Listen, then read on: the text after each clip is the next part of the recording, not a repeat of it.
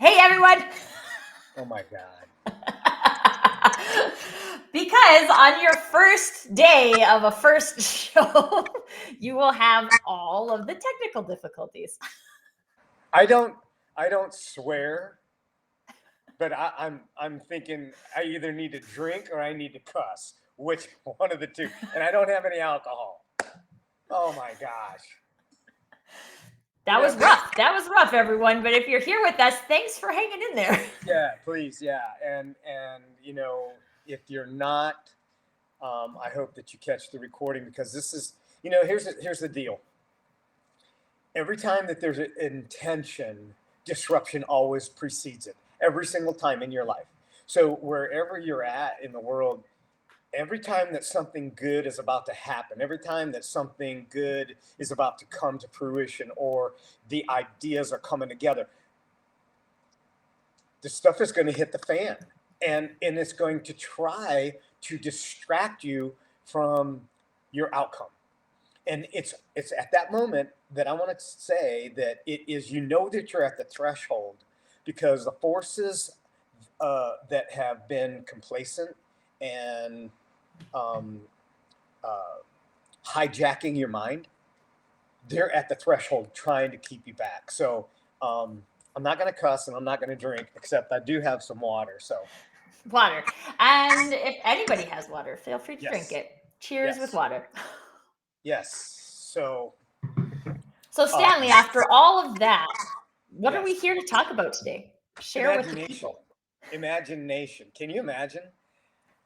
And that's just it. We probably came right to the final seconds of not being able to do this on LinkedIn, and I thought I had everything in order, and it is. I guess I need to find that person that they can just push the buttons for me, and then I can do my thing. I do what I do best, and let somebody else do what they do best, and um, so yeah. So imagination.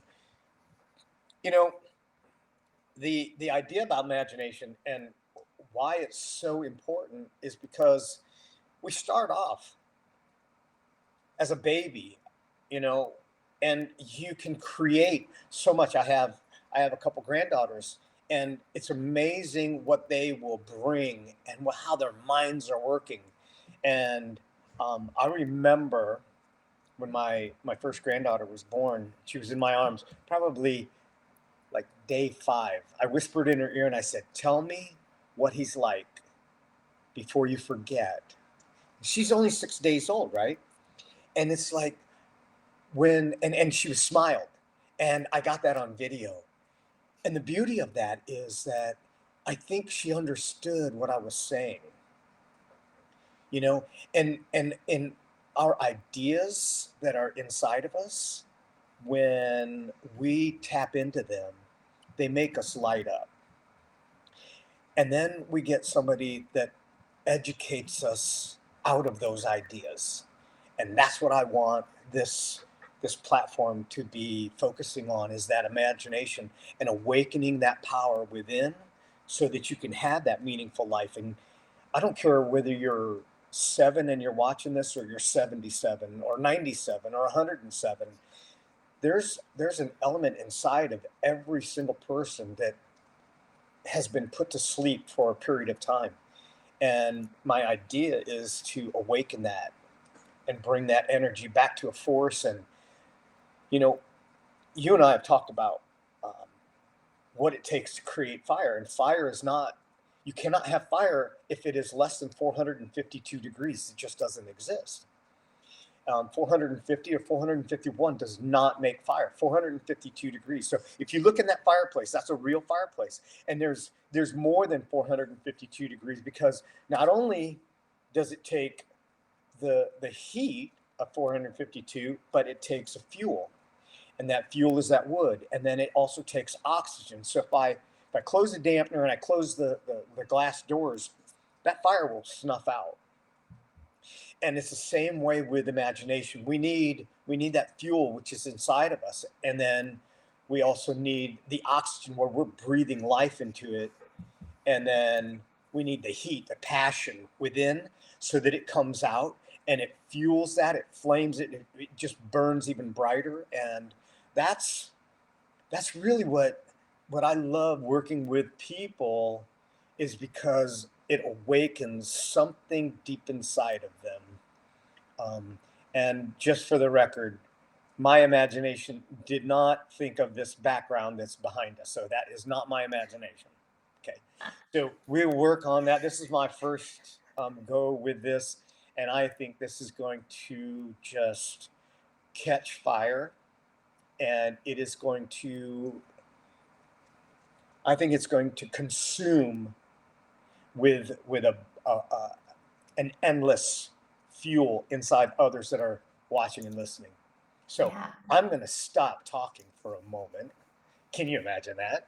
Um, it doesn't happen very often. So I need a breath. Yeah. Take a breath, take a sip of water. This is why you have two people in a conversation, is so you can go back and forth. And I think something that is standing out for me and what you're sharing right now, Stanley, is this concept of the fuel. And I think a lot of times in our current environment and with the internet and all of the societal narratives that are happening right now, a lot of times we become convinced that that fuel is outside of us and it's something that we need to obtain or achieve. And when really at the end of the day, it's like you said, but we're born with it. It is in us. And it's actually something, this is something I tell to my clients all the time. It doesn't go away. So as much as other things and expectations and who you should be and what you should do might have been piled up on top of you over time, that doesn't mean that that innate fuel for imagination doesn't still exist within you. It may mean that you don't know that it's there, which is part of why this show is hopefully going to bring some light on to that, but two, into how we can tap into that and give ourselves the credit we deserve for having this fuel inside of us. Exactly. Um, there's a saying that moving the clouds away doesn't reveal the sun. It was always there before. And just because you move the clouds away and all of a sudden you have this revelation doesn't mean that it just came. It was always within you. It was always part of your innate design to do that. And I was talking with somebody earlier this morning, and I had brought up this idea that I'm bringing together, and the passion behind it. And I said, people are always looking on the outside to acknowledge or to validate them when they already have what they have, and it's tapping into that, and it's lighting that up which is already inside. And maybe it takes somebody to direct it, because this is the collaboration. This is where we call it coincidence that we meet people, right? I think it's a divine collision, and that divine collision is when we coexist, and the coincidence, it's an incidence that is waiting to be expanded and explored and also discovered in a new light. It's kind of like walking into a dark room. It illuminates what's already inside of us. So, you know, I I built a home. I built this home actually, and but it was bare. It just had walls. It didn't have that painting, that mural on the wall there, and it didn't have any of the furniture. It was just bare walls. And as I began to bring elements in, some of them I already had, right? Because they transferred from one home to another.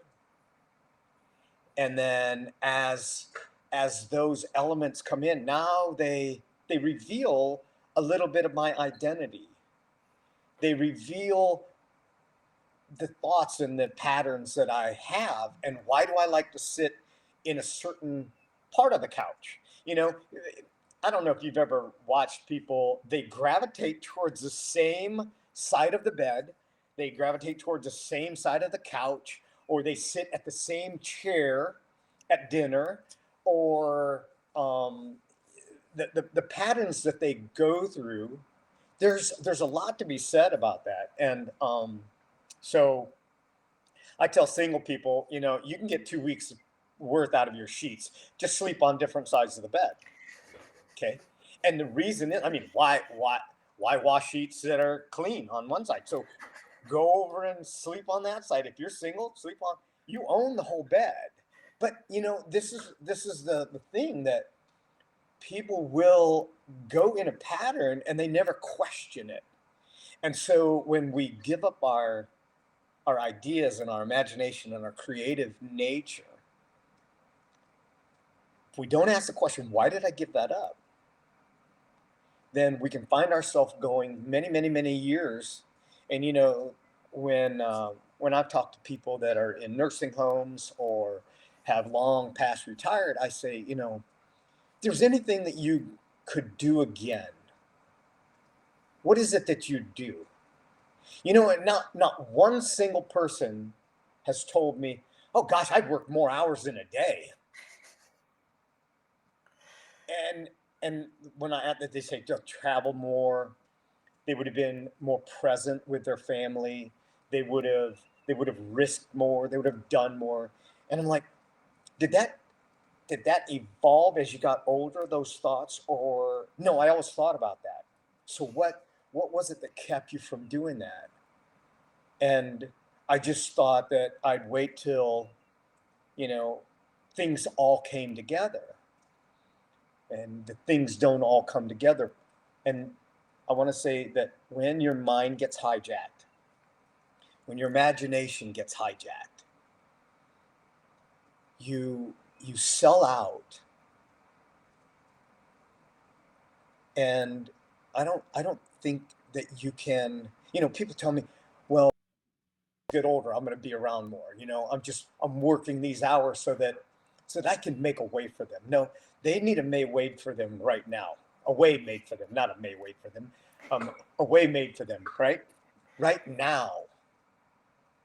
And because their minds, their imagination is being created and formed and developed.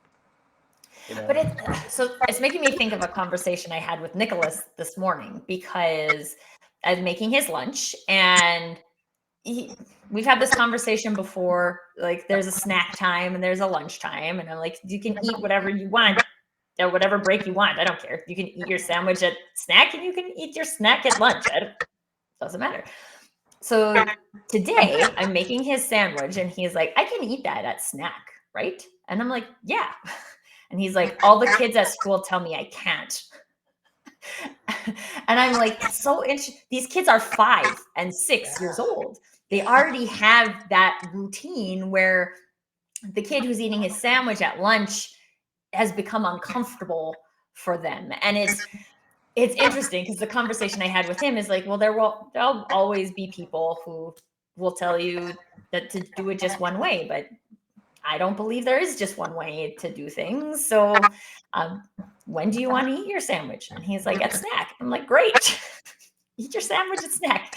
But it brought this to mind, even when we think about, okay, maybe this is built up over years from the time we're like financially responsible for other humans to the time where we retire. But like, this is starting already. It starts very, very young. And unless, like, it's interesting for me because my son has a mom who believes in challenging the status quo. And so we have different kinds of conversations at home than most of the kids at school are having. Yet he still has to go to school with those kids, with those mindsets, and they influence him, right? And I'm very proud of him because he asks me the question before he's creating an opportunity for himself to choose. And again, I don't care when you eat your sandwich. If you want to eat your sandwich at lunch, great. If you want to eat your sandwich at snack, great. No one else should care when you eat your sandwich either. Somehow we've decided that we do. And it's just interesting to look at that, because if you're watching us today, if you're watching us today and you hung in there with us, please let us know that you're here in the chat, because we would love to see who's here. But regardless of where you're at in your journey, you have a programming. And sometimes it's empowering and sometimes it's disempowering. And there's an opportunity to explore that with some imagination. Exactly. And that's what this is about too. Um, what we're doing here, what we're venturing to do, and I love it that you brought up Nicholas, because this happens. Like you said, he's 5 years old, and he's got other 5-year-olds telling him what he can't do. Right. Now, And how it's big? about eating a sandwich, right? Exactly. Right. It's not even about something like grandiose, like you can't do division. Right. Right. Yeah. They when they say I want to be a fireman or I want to be like Superman, well, you can't be Superman because he's already existing. So you got to choose something different. And Superman, for me, it's Batman. I love Batman. You know why I love Batman? Why do you love Batman? Because he's the only superhero without a superpower. He is a normal, everyday guy that's just, um, I know we can use the initials BA. So he is just totally BA, right? And he has these toys, and He does have extreme toys. he never has to grow up, right? And he sees the villains, and he goes and he conquers. And there's always going to be a villain in our life. So that's why I love Batman. But at 5 years old, you go to school, those other 5-year-olds have learned how to become who they are already at 5 years old. So they are only communicating what they've seen. Now, they haven't even seen a whole lot yet at 5, but they're already being controlling and telling others what they can't do. Now, I use the example of, in kindergarten, there are 30 artists in a class of 30 kids. That's in kindergarten. A short 5 years or 6 years away, before they get to middle school, there's probably only 3 artists that are left. It's because somebody told them that you can't sing, you can't draw, that's ugly, that doesn't make any sense, that's stupid, that's dumb, and it suppresses that imagination. And now, by the time they're in the 6th grade, they've had 2 choices. They can either believe in themselves or they believe in other people knowing more than, and this is where the majority of things go. And I'm beyond the kids in school, but my daughter went to college, and I think it was her second year. I think it was her second year. And she changed her major like 3 times. And when she changed her major to the last one, she had a passion for pediatric. She wanted to be a pediatric nurse, right? But it's not just about babies. Being a pediatric nurse is about the kids come in and they're cut or they're bruised or there's something broken. Their eye is gouged out, something. And, when she had to dissect an eye, she's like, that's just not her thing. And then she called me and she said, Dad, what would you think if I didn't finish college? And I said, fine, don't finish. If that's not your passion, then don't continue to pursue something, because that's just dumb. Okay. Now, other people said, "Oh gosh, you got to have a college degree. You're not going to make it without a college degree. You just have to have it." You know, it's an unwise decision. And I'm like, I didn't have college. My dad didn't have college. Um, there's probably a lot of people that didn't have college. Don't let schooling get in the way of your education. And I forget who said that, um, but it doesn't really matter. But the idea that Nicholas is going to school and he's already anxious about when he can eat because he wants a sandwich to be a snack. He wants to imagine something outside of the box, you know? Um, And it's interesting that you bring up college, Stanley, because I'm thinking about my university experience, and at no point I had one professor who like gave me a glimmer of my uniqueness, which I like literally have held on to for my entire life. He told me that he would buy stock in my career, and I was like, that's been very meaningful, and I have judged myself against that for a very long time in my career. But in general, everything I experienced in business school was about programming people into a specific box, and it wasn't about no one cared or asked why I dropped out of the government business class.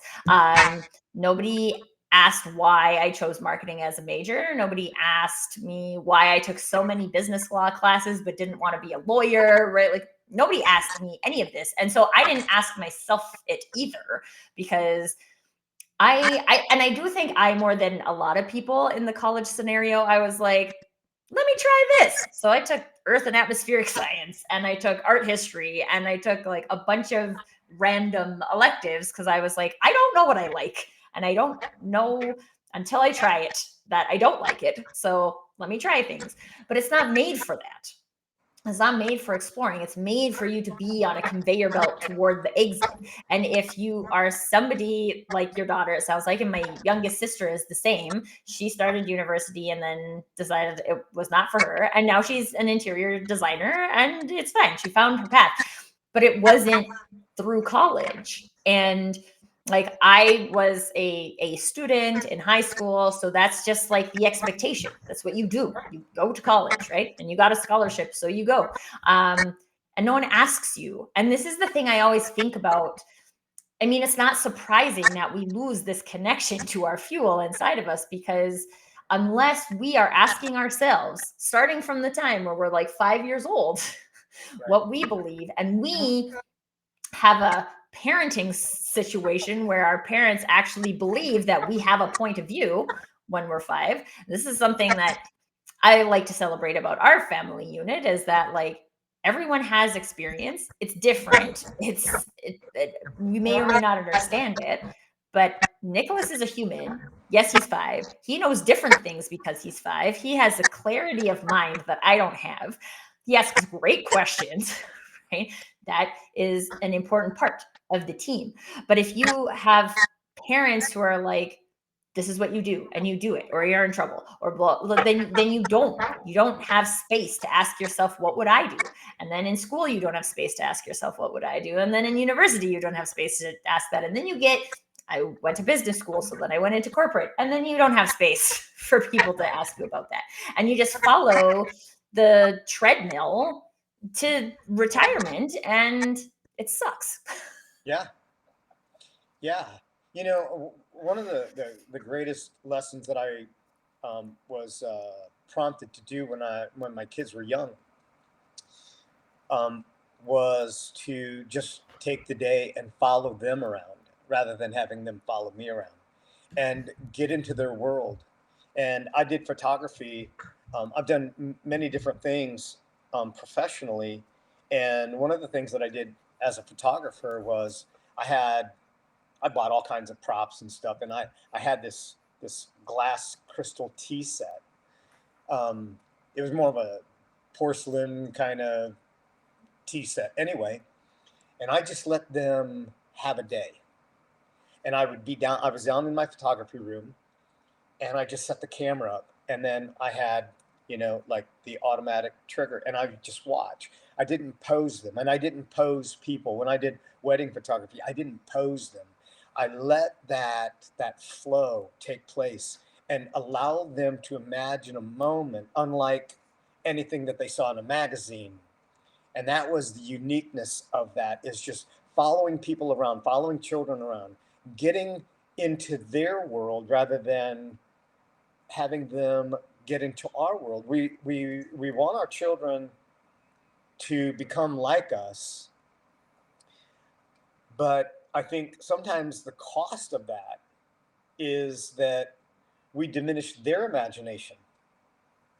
And there are so many kids that go to school, go to college, and they're working to please their mom and dad. That dad was a lawyer, so and dad's dad was a lawyer, and his brother was a lawyer, so I've got to be a lawyer. And they go to law school and they hate it. They're miserable. And if I could do it all over again, I wouldn't do this. And I'm like, why wait? What is it that you imagine? Because you're so much smarter now than you were before you started. So if you take the knowledge that you have now and you invest it into what you really thought, don't you think that you would already bypass some of the steps along the way? And just like today, this is the first time I've used this platform. This is the first time I've gone live like this. It can be, you stand at that threshold, and I have in my mind what this is going to produce long term. And the distractions along the way can, if you allow it, can rob you of your greatness. And you have a choice. And maybe there's nobody catching this because they were on at 12 and they were on at 12:05 and they were on at 12:10 and 12:13. They're going, there is no way that I am wasting any more of my day to watch this. This is dumb. I was excited about it, but this is dumb. So if you found it in your heart to come back and see what was put on here, then I can tell you that this is just one of those moments of trial. And look back in your own life and discover what else in your mind did you saw a picture and it didn't quite come out on paper like you imagined it would, but it might come out even better. So I think that is something that we don't talk about enough, is that we have these expectations of a thing, and lots of times we talk about how we didn't make the expectation and what can we do differently and all these different things. And even when I think about today, right, like, yeah, we could have done a practice episode, totally could have done that. Just like hammer out all of the tweets. We could have done that. We didn't, right? Maybe next time. But now we know things we didn't know. Yeah. And what we forget about, we get so stuck in this, like, what if this and what if that and what if that, and we end up creating this much smaller version of what we were hoping to achieve, instead of keeping that, like, this could have been what we needed to explore today to make this show into what it can be. And this isn't a I say this on a lot of the shows that I do, is that I don't believe in failure. And so many times people are like, oh, well, yeah, technically, if you look at, did we start on time? No, we could say we failed to start on time. But is that helpful to you? No, we were like working on it in the background. We got it to work. That feels like success to me. We had an opportunity to share ideas about imagination today. That feels like success for me. And we forget to allow these things to compound, which I think is actually another important part of the fuel for our imagination. Because if our brains are constantly telling us failed, failed, failed, failed, failed, I feel that like dwindles the fuel away. But if we allow ourselves to celebrate those moments of like, wow, I had this the other day. I was talking to another mom on the playground, and we were talking about maintaining the magic of Christmas, which involves Santa for some people. And she was sharing this thing that they do locally, and she's like, it just totally breaks the magic. And I was like, or you could just like frame it like this. And she was like, oh, that's so genius. Right. That's because I'm using my imagination. Is any of this real? No. I'm trying to convince you that someone who's not real is real. None of this is real, right? And everyone has their own purposes for doing that or for not doing that. But if we don't explore what's fun and we only ever look at this is what it is today, then a lot of times that's very disempowering for people, and it takes away the fun and the joy and the lightness that we get from even as little of a success as saying like, oh, you could just tell him that that's like Santa's helper who's making sure kids get into bed in time so Santa can come deliver presents. Seems like it easy. I'd buy it if I was 5. Yeah. Yeah, wait. Are you saying that the fat man doesn't come down the chimney so I can have a fire? You can Oh, have a fire. Your fire's good. that's awesome. Now, Also, my whole thing is just like Santa is magic. If you're going to believe in Santa, he's magic. How does he get down the chimney? It's magic. How do reindeer fly? It's magic. right. Like, that's my answer. Either you believe in the magic or you don't believe in the magic. It is Exactly. what it is. Yeah.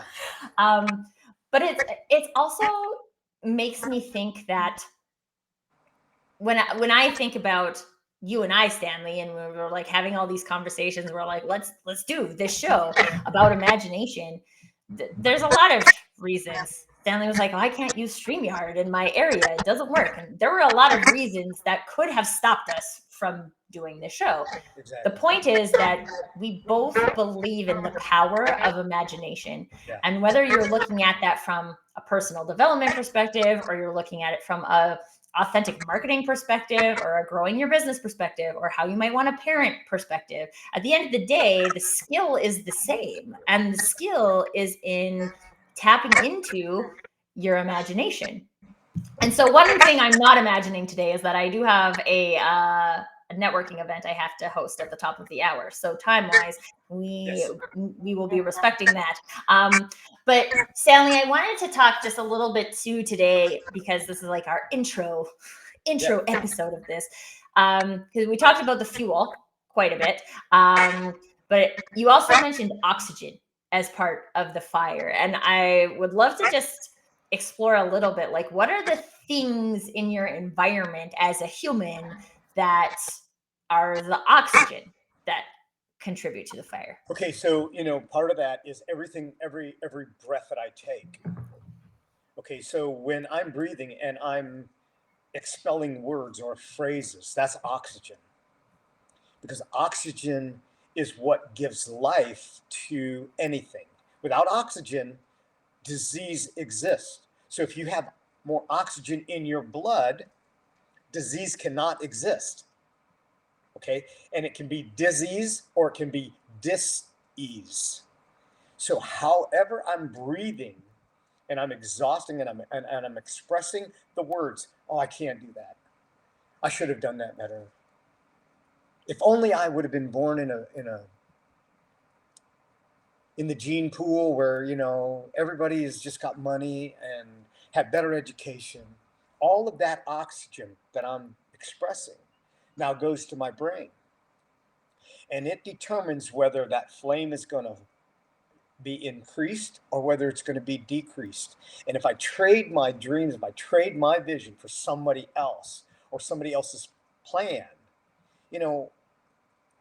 it's the same. It's a scenario. If you're in a relationship that doesn't work, why would you spend the next 20 or 30 years in that relationship? And that relationship can be with another individual. It can be with a job. It can be in a community. It can be in an organization. It can be multiple places. Why would you exhaust your life force, which is your oxygen, that propels what you see in your mind? And if you're not seeing anything, if you haven't seen anything in your mind for a while, I'm here to wake you up, not go woke, but to wake you up. And that's the truth of it. And the idea is that when I can tap into that by the things that I say and breathe oxygen into it, get higher quantity and quality of oxygen, even if it's 10 minutes a day. What can I say to myself? How can I fuel that? How can I breathe life into my own dream? Because if I'm expecting other people to breathe life into me, so I go to a conference, right? And this is the problem. This is the fallacy of going from one event to another event to another event, is you get high at the event because everybody there is breathing what you're breathing. And then you go home where nobody's been to the event and they criticize, or they just like, oh my God, another conference. We gotta wait 2 weeks and he'll be back to normal. We just need to get him tamed down. All right. And then you go back in and it's always outside of our reach because we're always looking, or many times we're looking for other people to breathe into us.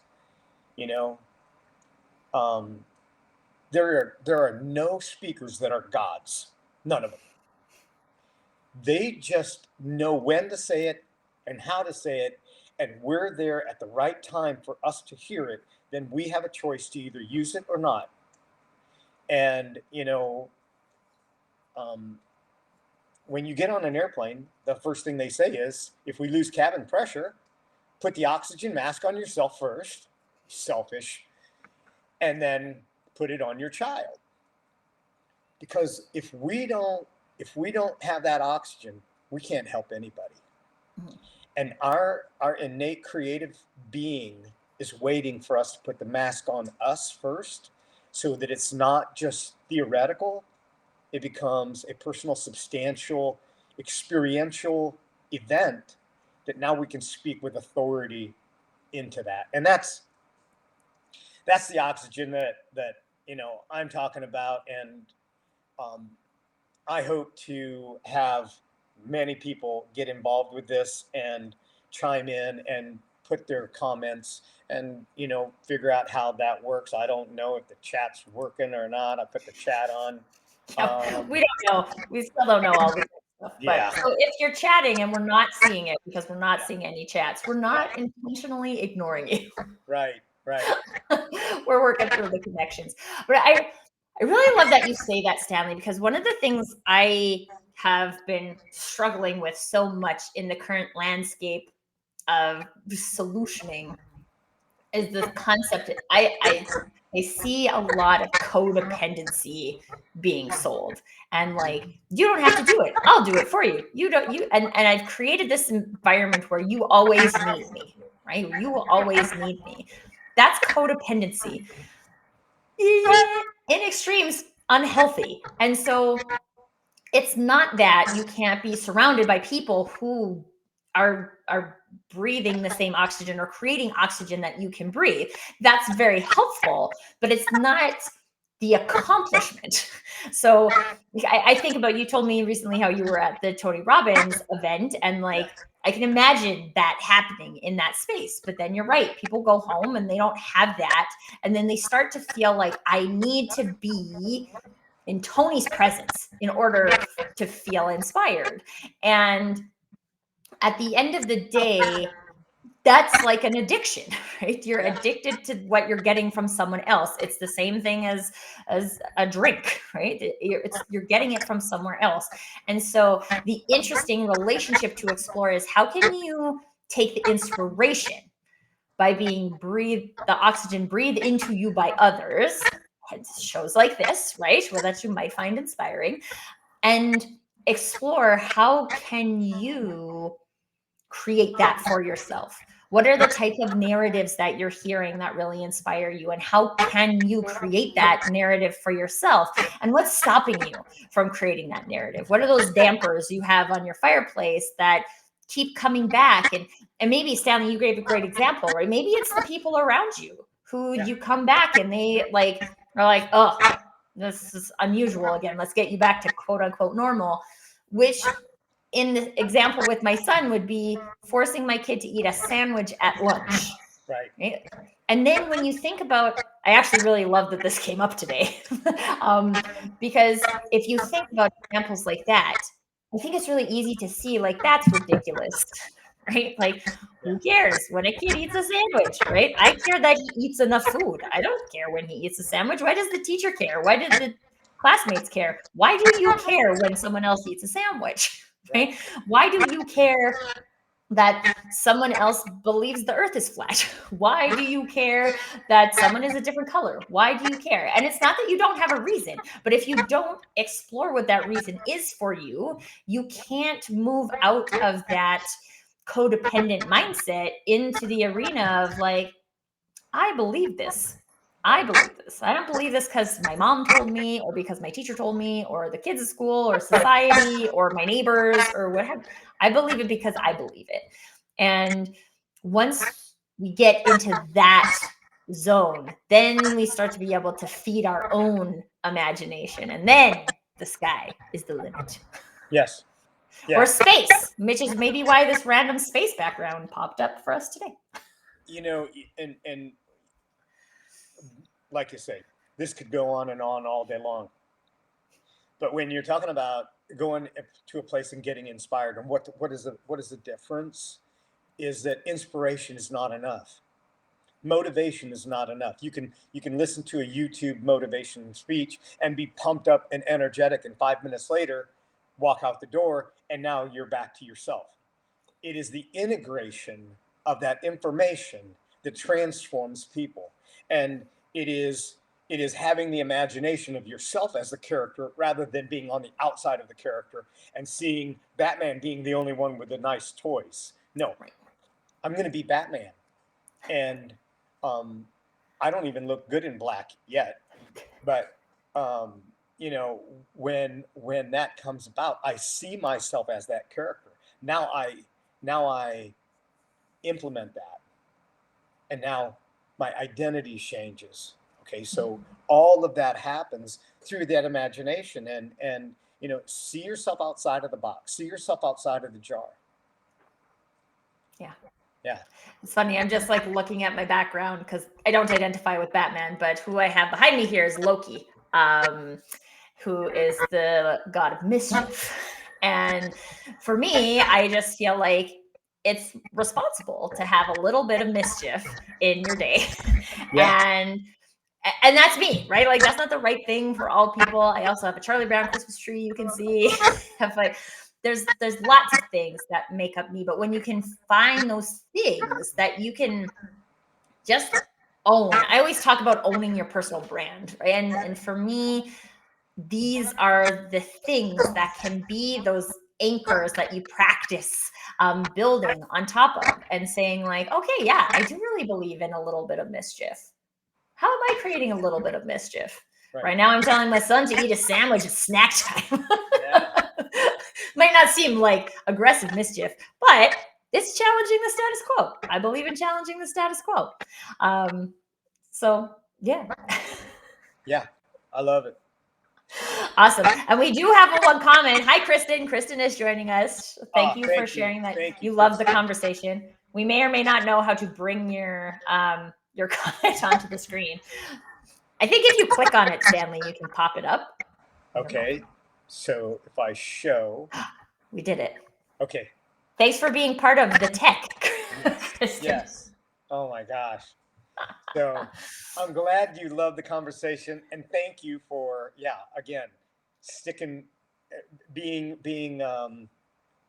persistent, because it was 14 after 12, the moments before they were going to shut us off, I'm sure, that we got to have this opportunity. I know that this is designed to help someone. So yes, and this is kind of the amazing things about this, right? Like, I mean, I think our lives have just kind of shown us that we have to be ready for technical difficulties.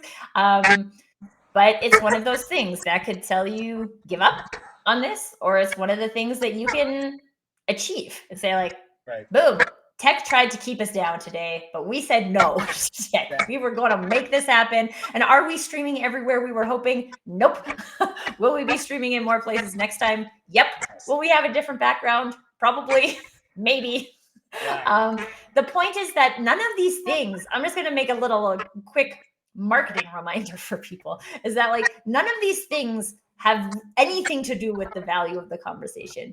And when you show up and you have a meaningful conversation that is helpful to people, that allows them to get that oxygen when maybe they don't have a place to get it yet, and it's the first place that someone's been reminded that they do have what they need inside of them to do everything they ever wanted, then it's worth fighting through the tech to make that happen. So I'm a high five you today, Stanley, because we did it.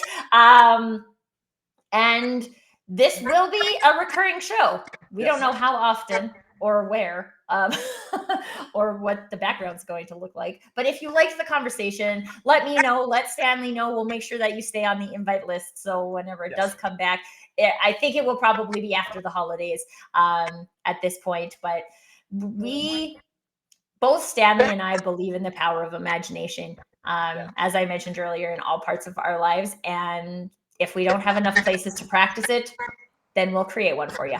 That's right. That's right. Yeah. Any final words from you for today, Stanley? No, just as we go into the holiday season, I know that there's probably going to be some people that can use this that might find themselves alone. I want you to imagine a future where you're not alone, and not just going to the coffee shop, but a future where inside you connect with yourself at a higher level. And next year, there's no magical thing about January 1st. The magic starts right now. So imagine what you want, and then allow that to become. And don't fake it till you make it, but be it till you become it. I love it. Awesome. Well, thank you everybody for joining us today. Stanley, I think you should have a button somewhere that says end live or stop stream. Yep. I got a button up here that says live. I don't know if I click it, that it will go. Let me give it a try, and we'll go from there. Yeah. So now, for those of you who are here, you can probably log off, because if we're still live, we're just trying to figure out how to not be live. But I don't necessarily want to just leave the room. There should be like an end button somewhere. Okay. At the bottom of the page, maybe?